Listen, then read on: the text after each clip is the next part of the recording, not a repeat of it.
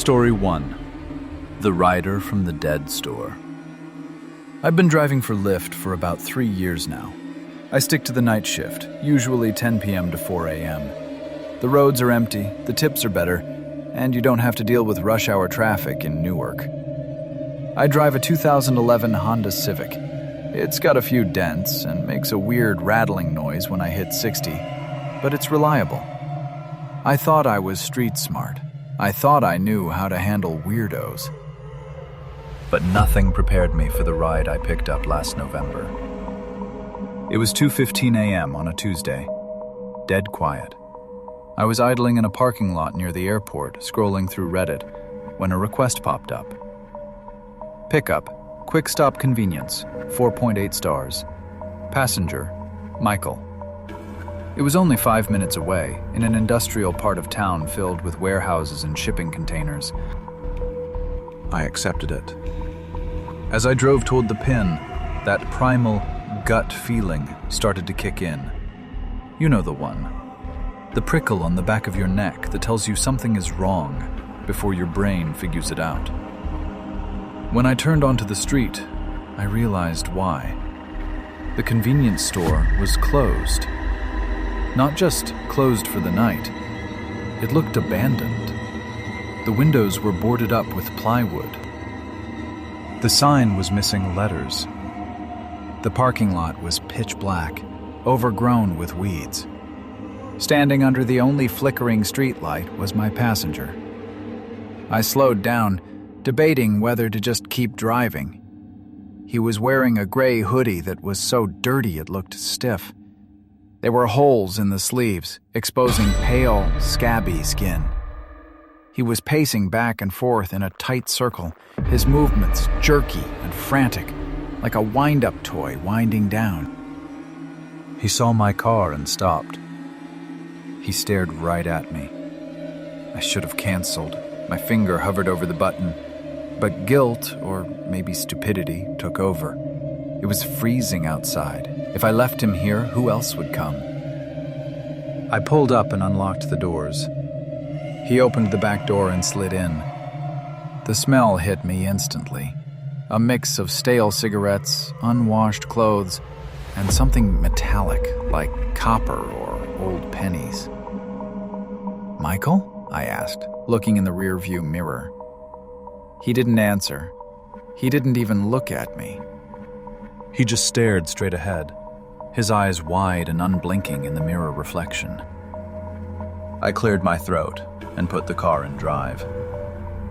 All right, heading to 4th Street? Still nothing. I pulled out of the lot. The silence in the car was suffocating. I reached for the radio dial to put on some low-volume lo-fi beats, just to drown out the sound of my own anxious breathing. "Turn it off," he rasped. His voice sounded like he had swallowed gravel.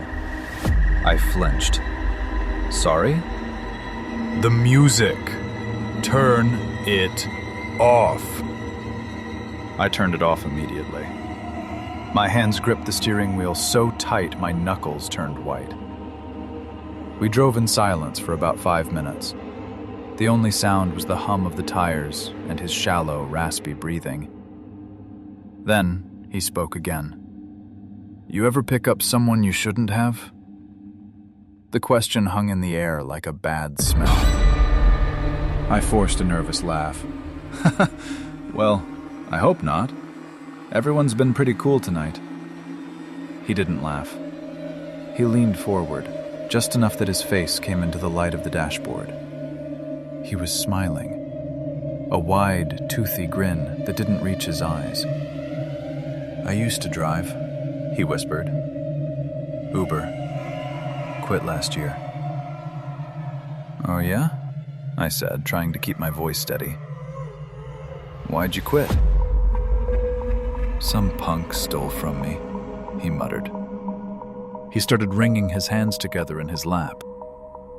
"Stole my tips. Stole my chargers. People, they trust you too much. Sitting right behind you.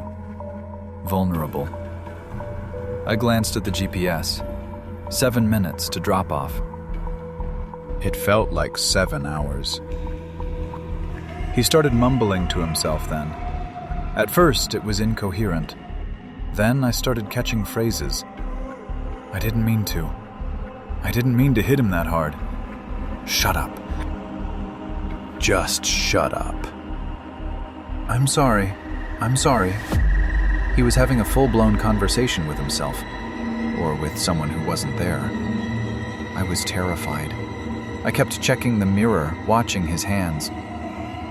He kept reaching into the front pocket of his hoodie, then pulling his hand back out over and over again. Suddenly, he screamed, "You missed the turn!" I jumped, swerving slightly. "What? No, the GPS says, 'Pull over!'" he roared. He slammed his fist into the back of my seat. "Let me out! Now!" We were in the middle of a bridge overpass. There was nowhere to go. But I wasn't going to argue with him. I slammed on the brakes and pulled onto the narrow shoulder. Okay. I put the car in park and unlocked the doors. "Get out." But he didn't move. In the rearview mirror, I saw blue and red lights flash behind us. A police cruiser was coming up the ramp, probably just on patrol. The guy in my back seat saw the lights and panicked. He slumped down, lying flat across the seat, so he couldn't be seen through the windows. "Don't say anything," he hissed. The police car drove past us slowly. The officer shined his spotlight into my car for a second, blinding me, then continued on without stopping. My heart was pounding so hard I thought I was going to pass out. The guy stayed down for a full minute after the cop was gone. Then, he sat up slowly. He looked at me in the mirror. His face was completely blank again. The anger was gone. "You got lucky tonight," he whispered. He opened the door and stepped out onto the highway shoulder. He didn't close the door. He just vaulted over the concrete barrier and disappeared into the darkness below the bridge. I drove away with the back door still flapping open until I could safely pull over and shut it. I went straight home. I didn't drive for a week. 3 days later, I was scrolling through local news. A headline caught my eye. "Clerk found critical after robbery at abandoned Quick Stop." The article said a squatter had been living in the boarded-up store. He had ambushed a construction worker who stopped to check the building that night. He beat the guy with a pipe and stole his wallet. The time of the attack? 1:45 a.m. I picked him up at 2:15 a.m. He had blood on his hands. That metallic smell in the car? That wasn't pennies. That was blood. I bought a dual-lens dash cam the next day. And if a pickup location looks abandoned, I don't stop. I keep driving. Story 2. The Silence in Smoky Hollow. I used to be a sound engineer in downtown Chicago. My life was loud. Concerts, subways, traffic, shouting. But 3 years ago, I developed a severe case of hyperacusis. It's a hearing disorder where everyday sounds become physically painful. A car horn felt like a needle in my eardrum. A slamming door felt like a punch to the chest. My doctor told me I needed to decompress. I needed silence. So I did something drastic. I rented a remote cabin deep in the Great Smoky Mountains of Tennessee. It was miles from the nearest paved road, tucked away in a valley locals called Smoky Hollow. No cell service, no neighbors, and most importantly, no man-made noise. The cabin was rustic, heavy timber, stone foundation, and a tin roof. For the first week, it was paradise. The only sounds were the wind in the hemlocks and the rushing creek. My nervous system finally started to unclench. On my 5th day, I met Mrs. Gable. I was chopping wood, a dull, rhythmic thud that I could tolerate, when I felt eyes on me. I turned around. Standing at the edge of the clearing was an elderly woman. She looked like a caricature of an Appalachian grandmother. Long gray hair braided down her back, a faded floral dress, and mud-caked boots.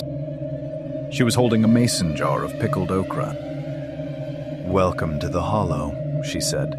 Her voice was scratchy, like dry leaves. She told me she lived in the cabin just over the ridge, about a 15-minute hike through the woods. She seemed harmless, maybe a little lonely. I took the okra, thanked her, and tried to be polite despite my desire to be alone. Before she left, she grabbed my wrist. Her grip was surprisingly strong.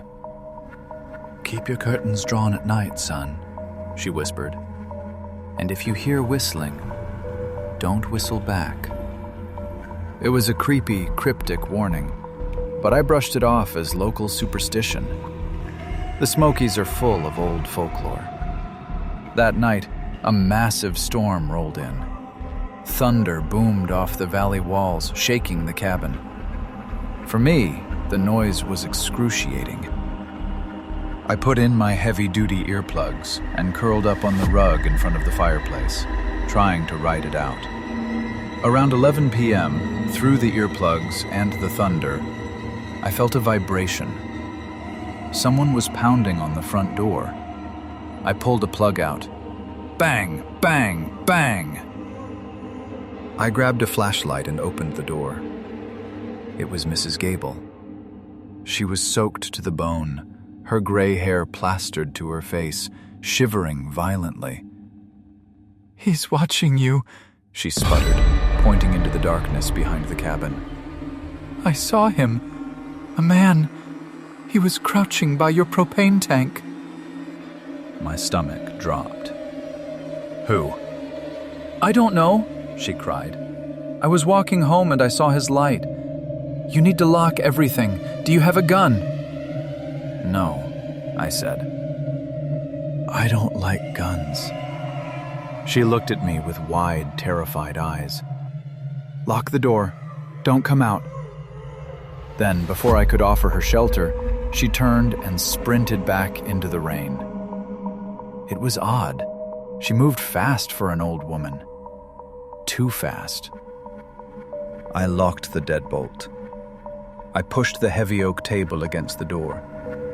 I grabbed my flashlight and shined it out the back window toward the propane tank. Nothing. Just rain and shadows.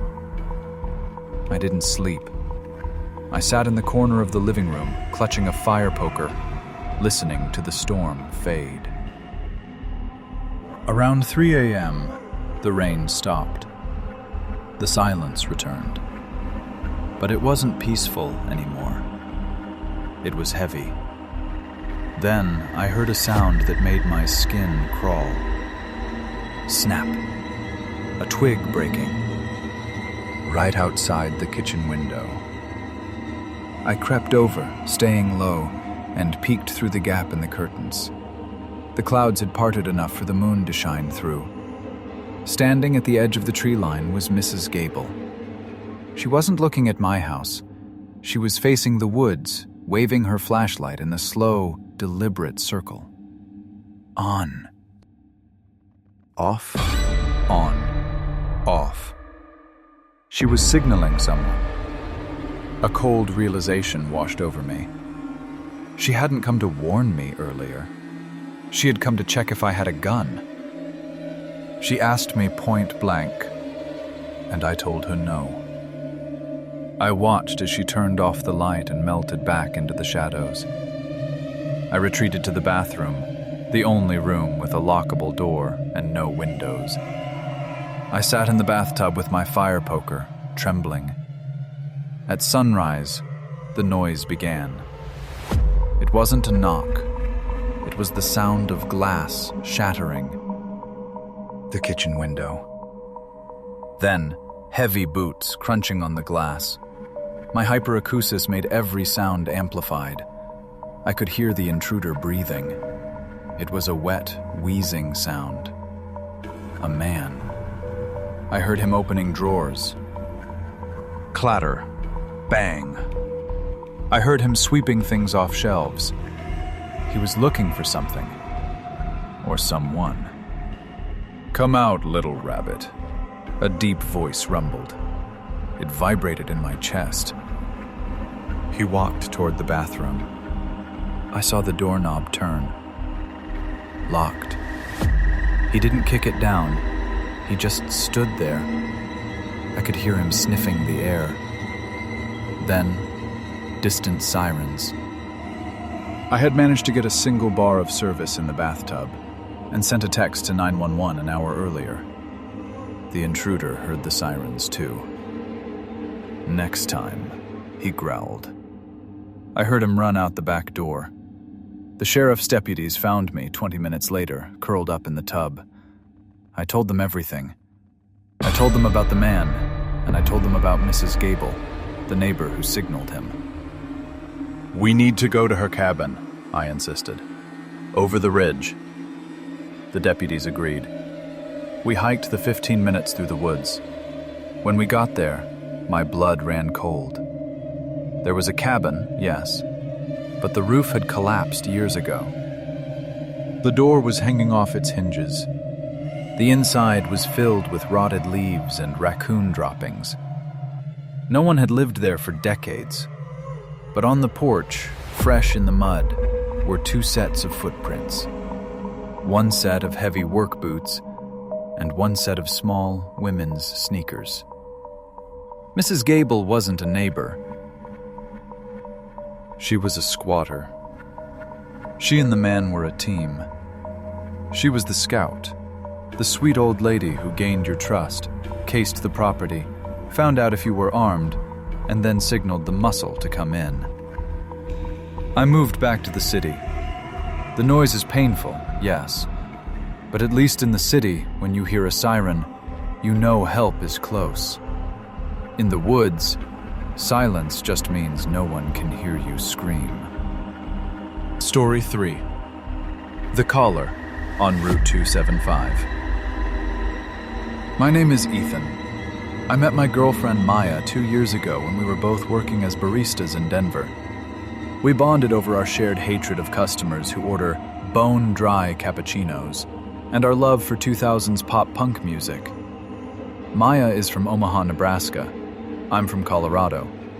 Since the drive is about 8 hours, mostly flat, mind-numbing interstate, we usually take turns visiting each other's families.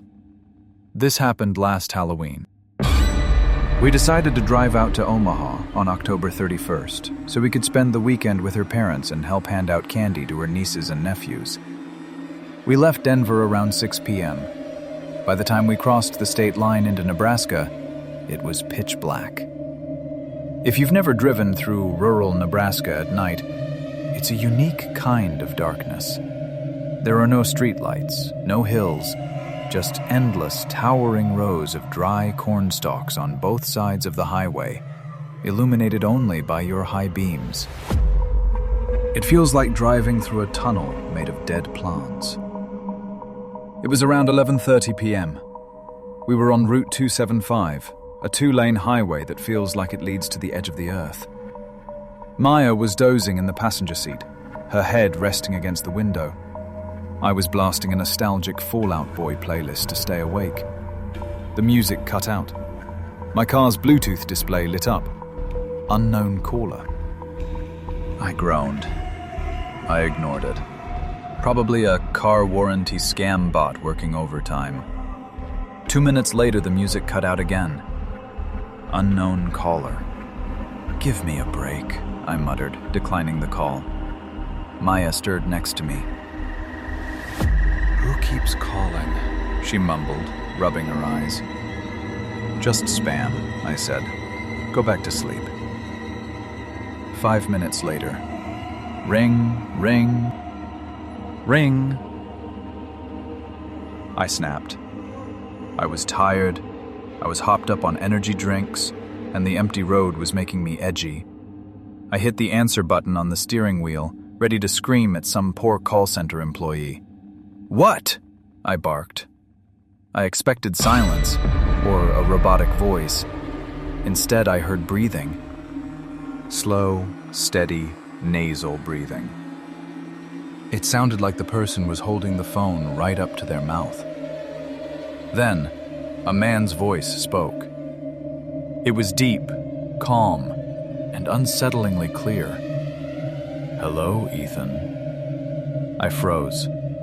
My hands gripped the steering wheel tight.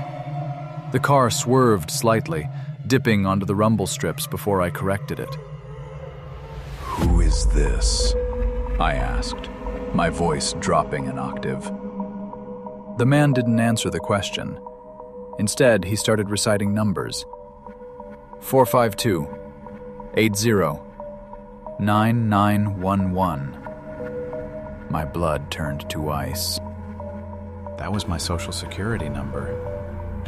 How did you... "You live at 402 Aspen Way, apartment 4B," the voice continued, smooth as silk.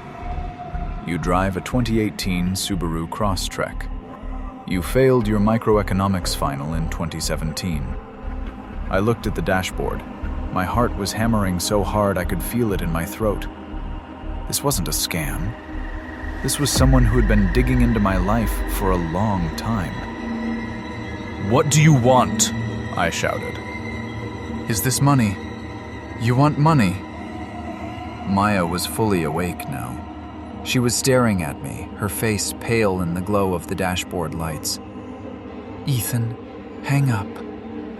"Hang up right now." I ignored her. I needed to know who this psycho was. "Who are you?" The man on the phone chuckled. It was a dry, rasping sound. "Oh, Ethan," he said. "You're just the driver." "I'm not here for you." He paused for a beat, letting the silence stretch out over the Nebraska cornfields. "I'm here for Maya." The air left the car. I looked over at Maya. She wasn't looking at me. She was staring at the radio display, her eyes wide with a terror I had never seen before. She wasn't confused. She recognized the voice. "I know she's sitting right next to you," the man whispered. "Tell her Daddy says hello." Before I could process what he said, Maya lunged across the center console. She didn't just press the end call button. She grabbed my phone from the mount, held down the power button until it shut off completely, and threw it into the back seat. "Drive!" she screamed. "Just drive, Ethan!" "Maya, what the hell?" I yelled, hitting the gas. "Who was that? He had my social security number. He said, 'Stop talking!'" She shrieked. She was shaking violently, wrapping her arms around herself. "Just get us to my parents' house. Don't stop the car. Don't you dare stop the car." I drove the last 90 minutes in silence, doing 95 miles per hour. I kept checking the rearview mirror, expecting to see headlights chasing us, but the road behind us was empty. When we got to her parents' house, she ran inside and locked the door without waiting for me. Here's the thing that keeps me up at night. We've been together for 2 years. I know her parents. I know her dad. He's a soft-spoken dentist named Bob who loves golf. That voice on the phone was definitely not Bob. I tried to ask her about it the next morning. She shut me down. She told me it was just a sick prank, and if I ever brought it up again, we were done. But I know what I heard. And more importantly, I saw her reaction. You don't react like that to a prank. You react like that to a ghost. I'm still with her, but things are different now. Every time her phone rings, she flinches. And I can't stop wondering, who exactly is sitting in the passenger seat next to me? And what did she run away from before she met me?